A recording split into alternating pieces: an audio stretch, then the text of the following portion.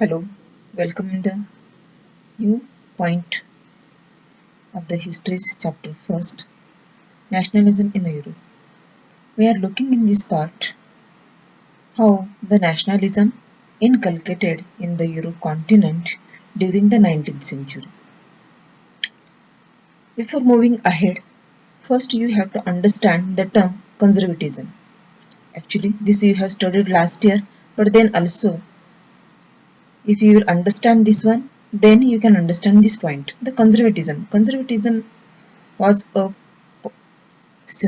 political system in which there was trust or the people were interested to follow the old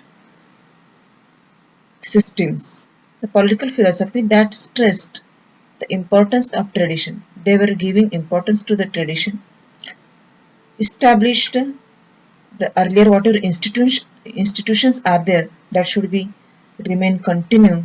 That was the stress of the conservatism. So the new conservatism after 1815. This conservatism we have seen in the last year, chapter third or maybe second. This is the new conservatism we will see here. A new conservatism after 1815. It is in the 19th century. Following the defeat of Napoleon in 1815, the Napoleon Bonaparte defeated by the European large big powers, and these people came together after the defeat of the Napoleon and formed the new conservatism. What is that one? Conservatives believed the established traditional institutions and the state and the society, like the monarchy. They were interested to remain with the monarchy, the church, the social hierarchies, property, and the family should be preserved. So this is the meaning of conservatism or the thinking of the conservatives. They were interested to remain with the old tradition. Most conservatives, however, did not propose a return to society of the pre-revolutionary days. The old conservatism was different and this is the new conservatism. So most conservatives understand now it is not possible to take the society to that days with the pre-revolutionary days. Before revolution, the conservatism was very different, and after revolution, it is not possible to bring the same conservatism in the Europe. This was realized by the most of people. Now, what they want we will see. They realized from the changes initiated by the Napoleon. The Napoleon brought the changes. So these people realized it is not possible to bring these people to the old regime or the old conservatism. The initiated changes by the Napoleon should be remain, or along with that changes they can bring the conservatism. Modernization could in fact strengthen traditional institutions like monarchy. Monarchy can be strengthened. It could make state power more effective and strong. With this modernization, the state can be most powerful and effective also and strong also. A modern army, an efficient bureaucracy, administrative class, working class, and dynamic economy. The abolition of feudalism and serfdom could strengthen the autocratic monarchy of the Europe. These changes were brought after the defeat of Napoleon, or this was realized to the conservatives. We should remain with these modernized changes which brought by the Napoleon.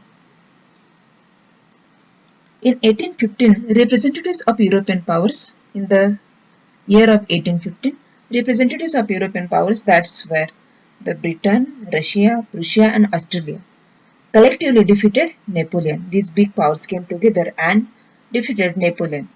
After defeat of the Napoleon, the meet was taken place at Vienna to draw up a settlement for Europe. These people were interested to draw a new plan for the Europe, the polity of the Europe. The Congress was hosted by the Austrian Chancellor Duke Metternich. The Congress was taken place at the Vienna Congress, the assembly meeting was taken place at Vienna, and these were the members of this Congress. And this Congress was hosted by the Austrian Chancellor or Duke Metternich. The Duke Metternich was the Chancellor of Austria, and he hosted this Congress. Chancellor, the head of the government, like Prime Minister in India. In that way, in Europe, some countries are labeled the title Chancellor to the head of the executives working executives. At Vienna, they formed the Treaty of Vienna in 1815 with the object of undoing most of the changes that had come about in Europe during the Napoleon Wars. In this treaty, they decided to undo that changes which were brought by the Napoleonic Wars. These people first made Bourbon dynasty. They turned toward the France first and established a Bourbon dynasty which had disposed during the French Revolution. So here the re-establishment of the monarchy taken place in the France by these powers was restored to power, and France lost the territories it had annexed under the Napoleon, and the territories which were annexed or conquered by the Napoleon, this was lost by the France in the Treaty of Vienna in 1815. A series of states were set up on the boundaries of France to prevent French expansion in the future. The Europeans were always threatened by the changes in the France which were taking place. In future it should be not happen. That is why a series of states were kept along with the boundaries of France to prevent the expansion of the France. Thus the Kingdom of the Netherlands, in which included Belgium, was set up in the north, and Genoa was added Piedmont in the south. In the north, the Belgium was set up. Next, Genoa was added to the Piedmont in the south. Prussia was given important new territories on the western frontiers. Prussia got the important part, new territories at the western. These all were trying to confine France, while the Austria was given control on the northern Italy. The Austria was given the control on the northern Italy. From all sides, the France was confined. But the German Confederation, 39 states had been set up by Napoleon, was left untouched.